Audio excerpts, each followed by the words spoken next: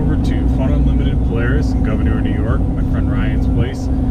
Gonna start working on the Sportsman 1000 again, get that rear diff back together, gotta get the new bearings in it, gotta get the new seals in it, make sure the gears inside are looking alright. I had some stuff inside, but everything should be good, knock on wood, hopefully, fingers crossed, because as soon as this COVID-19 stuff clears up and we can get out and do some riding, that's exactly what I'm going to be doing. And hopefully the borders up in Canada open up so we can get up there and do some riding too, because, well, as far as where I live, some of the best riding available is up in Canada. Anybody that's been riding up there knows the reality behind that is exactly that. There's some awesome trails there. So yeah, getting into this video, I actually shot all this footage last summer. The only thing missing out of the video for upgrades, I put the new Seco Racing knuckles on the Sportsman, and I also had to put in a new front diff, which with that new front diff went on a different diff plate from Custom Motoquad. It's held up since it's gone in. That was sometime mid-summer last year, and so far so good. As far as anything else, I just can't think of anything that I'm missing in the videos. It was just hard to do the videos under the circumstances of, you know, everything behind it. It just took me a long time. I probably shot the video, I don't know, probably 50 different times, because I just really didn't know what to use for words to kind of get it out there.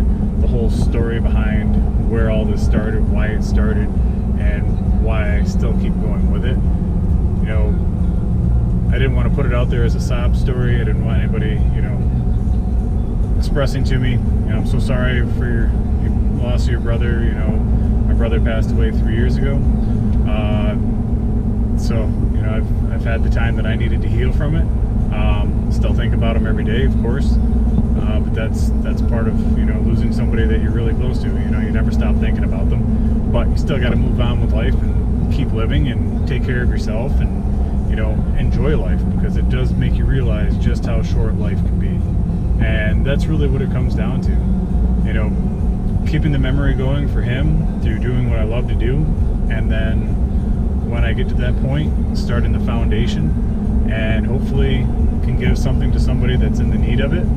I'm not going to put the details out of the foundation as far as what I plan on doing with it, but I do have a set dollar amount that once I reach that, I will then start to form everything together, get all the legal stuff in place that's needed, and go from there. And I'll, you know, do another video on that, but we're going to be a while before we get there anyway. But yeah, enjoy the video. Thanks for all your support. I hope you're all staying safe and sane out there during all this craziness, and hopefully be seeing some of you all here soon out in the trails. So first things first, when this project started out, I basically had a plain Jane 2017 Polaris Sportsman 1000 XP, in which I got through Fun Unlimited, my friend Ryan who owns that. Ran it for a good 6 months until the warranty ran out and I could start doing the things that I had foreseen wanting to do to it. I knew that buying it, I didn't want to buy something that was already built for mud. I didn't want a high lifter. I wanted something that could be made my own, that nobody else had, and that was part of the beginnings of this machine. The other beginnings to this machine, and actually what got YouTube started, was my late brother. When looking at machines and going through the catalog for Polaris, I was looking at the Sportsman 1000 and the Scrambler. And the one thing he was able to do for me was, when I pointed to the Sportsman 1000, was give me a huge thumbs up. And when I pointed to the Scrambler, he kind of gave me the wave. Now, he couldn't speak, and unfortunately that was due to a stroke that he had, and ultimately ended up passing away from leukemia. But this isn't meant to be a sad story, this is meant to be a happy story, because he's the one that actually sparked getting YouTube started. It wasn't, I just thought, hey, I want to do YouTube because it's fun, I can make money, whatever, whatnot. Never been after this for making money. I've always been kind of after it to do something that I thought he would enjoy seeing, and also to ultimately the end goal is to actually create a foundation. And I won't get into the details of that because I just want to get everything in place before that's revealed, but that's really the story of where this all started. And it's been a long journey. It's been a fun one too, and a stressful one. But it all started getting the stock machine, running it for 6 months, and then I got together with Sinister Quad Shop, our friend Derek Ward, who owns that, as well as my friend Chris Davison and Rob Williams, who work with him a lot, have contributed a lot to getting this machine to where it is today. So first we started off with a rad kit that came through Wild Boar. Got that on there. Long story short, that's not on there anymore. Nothing against Wild Boar, it just wasn't the rad kit that I needed for this machine and the riding I was doing and the terrain I was doing. So that got changed out. Plateau fabrication, rad kit bumper was brought in. There's a matching bumper on the back. We'll get down to that. But from the beginning, we started right off with the snorkel kit from Warrior, or from Snorkeler ATV. It's the Warrior Snorkel Kit. Excuse me, I've got my allergies kicking in pretty good right now, so I sound like a dying horse. Not that I sound any better without allergies, but got the Warrior Snorkel Kit in place. My friend Chris came up with the bracket that's on here now. Well, actually, this is a second version, second generation, a little stronger. The one that he came up with in the beginning was great. It lasted a good amount of time before I finally snapped it, but like I said, the terrain we're riding on is awfully bumpy, and it just had a little too much flex in it and finally gave out on the weld. But this one's actually bent and formed, so there's no welds on it. If you're looking for anything like this, we can get you one. You can either get one through Sinister Quad Shop or myself. Just send a message. From there, we went in. I knew I wanted 30-inch tires, so in order to run 30-inch tires, I went with the 47mm offset wheels from MSA. These are the M12 diesels. On them are the 30-inch CST sledgehammer tires, and also to run these tires went with a 2-inch bracket kit. That's coming through Highlifter. Got the bracket kit on the front and bracket kit on the rear, which is hard to see because of the exhaust, but there it is. So got the bracket kits on there, offset wheels, 30-inch tires would be able to run. Not that they ran perfectly and clear. As you can see, the plastic's trimmed out here. I actually didn't trim the plastic. The tires did that on their own, which was better than me trimming them because, well, it trimmed them perfectly. Along with that was the upgraded front diff plate.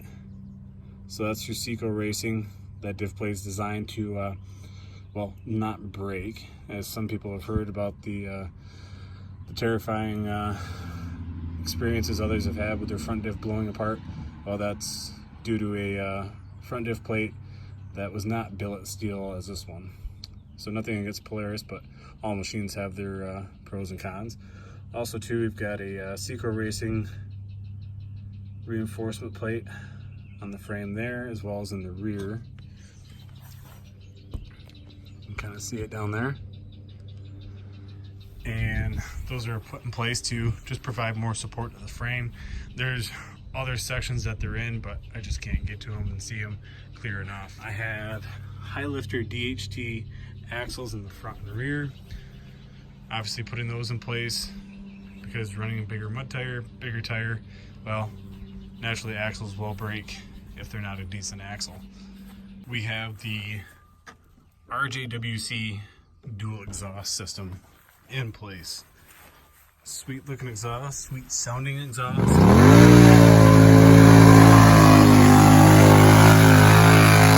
And that had replaced my HMF blackout exhaust that I had.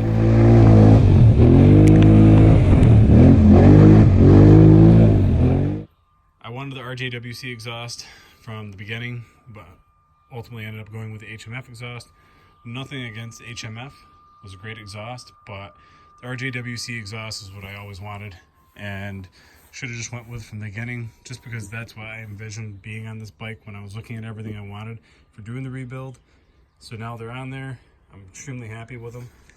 To go with the exhaust, I also went with RVS Performance Stage 3 tune, which was put into the machine via a DynoJet Power Vision diagnostic tool. which plugs right into your diagnostic cable, programs it right into the ACM. Done. Don't have to worry about it. You can get a stage 1 and 2 tune as well. You can get as many tunes as you want done. You just got to talk to Ryan and let him know what you're looking for or what you're expecting for performance out of the machine. Got my fancy little East Off-Road keychain. Dave, who owns East Off-Road, it's been great to do with. He's done some decals for me and does a lot of other accessories too. The most popular one that you see are the LED lights that go around the light. I don't have them yet. I probably should have them soon, but I've just been putting money into other parts that are more performance focused.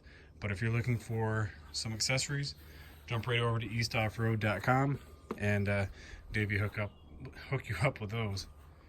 So as far as everything else, I've got some old decals that need to come off because I don't have an aux beam on there anymore. I don't have HMF in there anymore, so worry about that later. All right, so getting down into the things that have gone wrong. First things first, this is a fairly new front diff in here. Had to get a new one back in the beginning after I blew my original front diff out. That's where you've got the Seco Racing diff plate in there now to prevent that from happening again.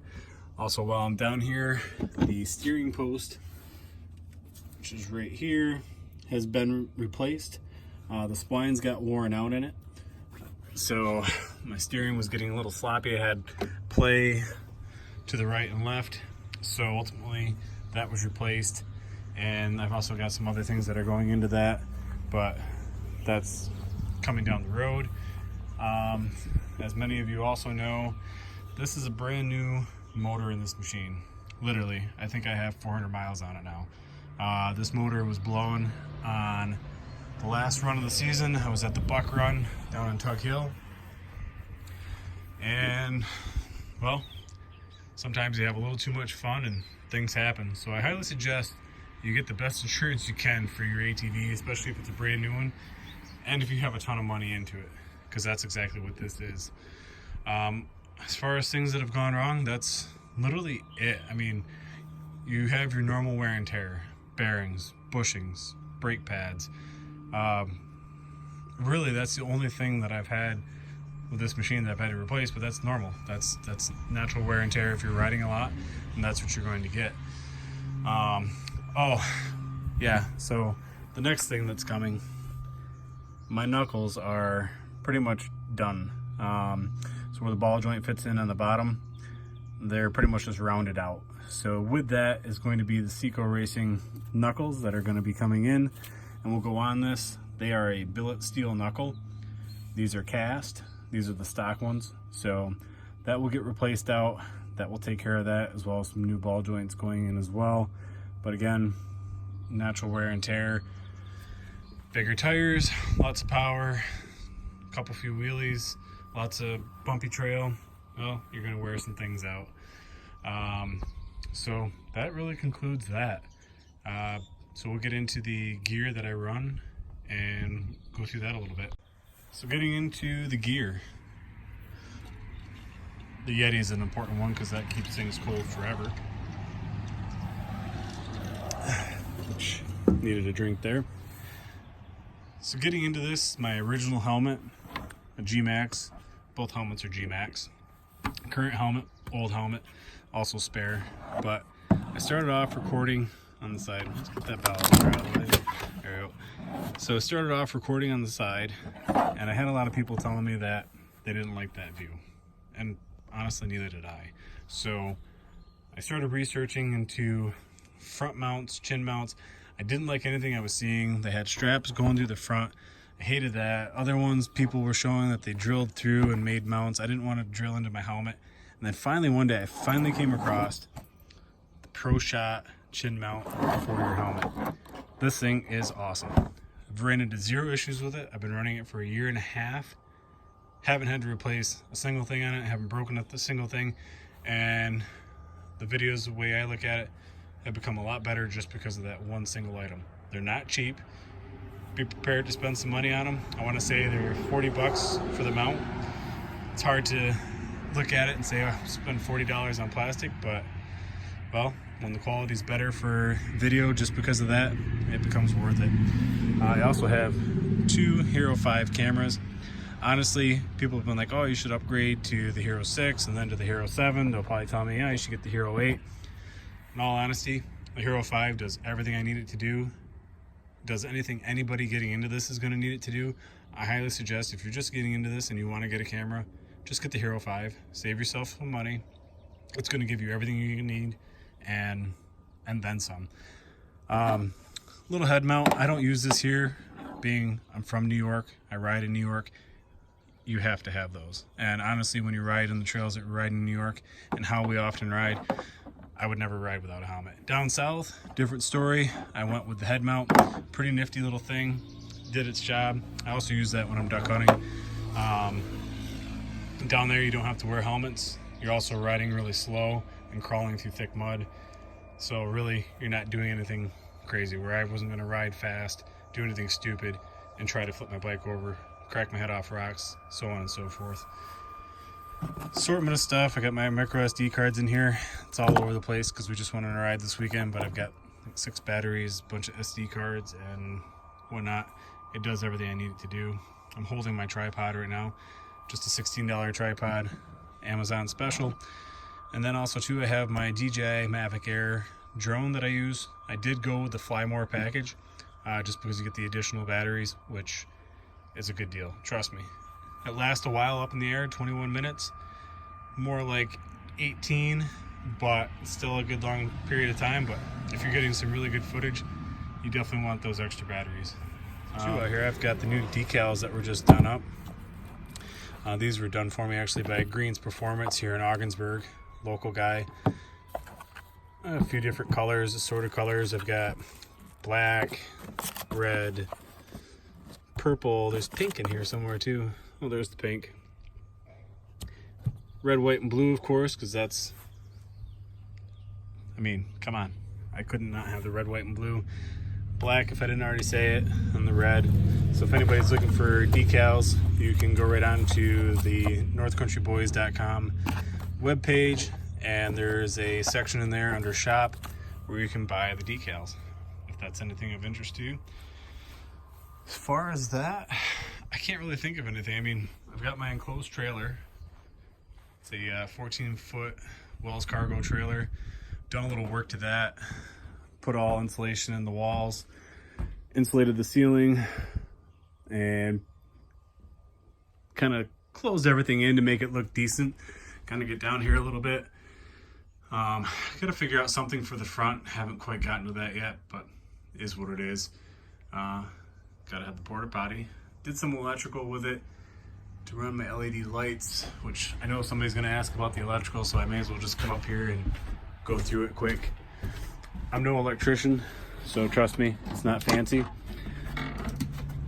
I'll put the description in where I got all these, or there'll be a link on where I bought them. Everything's from Amazon.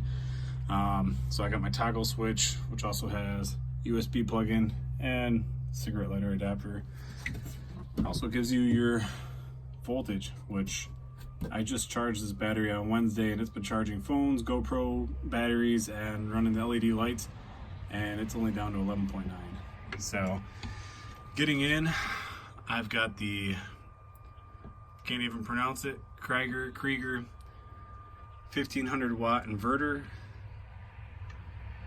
my little fuse panel, block, board. Again, I'm not an electrician. I learned how to do all this stuff on YouTube. Thank you, YouTube guys. I took a little bit from everybody. And then I've just got a marine grade battery, all hooked in and wired up, all wired in. So, gets the job done. Oh yeah, got a neat little shut off switch so I can turn the power off on the battery. Going to everything, so basically we'll shut all the power off, going to the toggle switch, and everything else right at the battery. Done deal. Cheap little LED lights, perfect. Amazon special again. Ran all the wiring down. If I had thought this through a little bit more, I'll clean this up later. I would have done it all on the wall, but I didn't, so be it. But it works. Queen size bed pops down, wheelers come out, doors shut.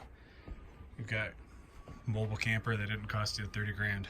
So And that's all pulled with that little sexy thing right there. But yeah, that's pretty much everything. All right, so I think that pretty much covers everything from what's gone wrong, what's been upgraded, who's helped out, where it is now, the gear that I use, the trailer that it gets transported in, the truck that takes it. And the only thing I'm going to end it with is something that's been on my mind a lot. Not that it's a big deal, it doesn't bother me, but every once in a great while, just like every YouTuber out there, you get one of these. Now, you also get a lot of these. Thankfully, there's a lot more of these than these. Thank you everybody that likes the videos, comments, keeps this going in the direction that it's been going in. It's up to 2,145 subscribers today. I started off with 0. So thank you everybody that's been supporting that. But I want to get back to these guys. So with that said, you know, when we're doing these videos, we put a lot of time into them, or at least a lot of people put a lot of time into them. We also have a lot invested into it beyond just time, but more importantly the time, because you can't get time back. And if you're leaving a thumbs down, don't be worried. I'll take any kind of constructive criticism that you have to give. I actually look forward to it. I want people to tell me things that are wrong or things that could be better. Going for an example, I had a couple German guys that watched the videos and kind of tag team comments, and one day they said, you need to upload your videos in 1080p. I'm like, what are you talking about? I always upload in 1080p. All my videos are. Now, there was quite a few of them that weren't being uploaded in 1080p, and I found out that was a setting on my editing program that was changed, and I didn't realize it, because when I'm watching the end video, I'm watching the final version on the editing program, which is in 1080 clear, and when I was uploading it to YouTube, it was dropping down into 720. So because of those guys, I learned about that issue, and I could have videos still going out in 720p, which sucks. Who wants to watch the video in 720p? I don't. 1080p is the way to go, or better.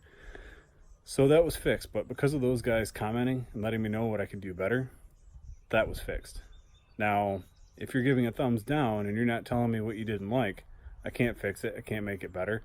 I mean, maybe you're just thumbs down because you don't like me. That's fine too. If that's the case, I mean, you can still let me know. But if there's something you don't like, by all means, please just let me know and I'll work on getting it done. That's all I can do. Constructive criticism. It's good stuff. So other than that, I just want to end it with thank you everybody for all your support and the continued support that you keep providing, and we'll keep making videos.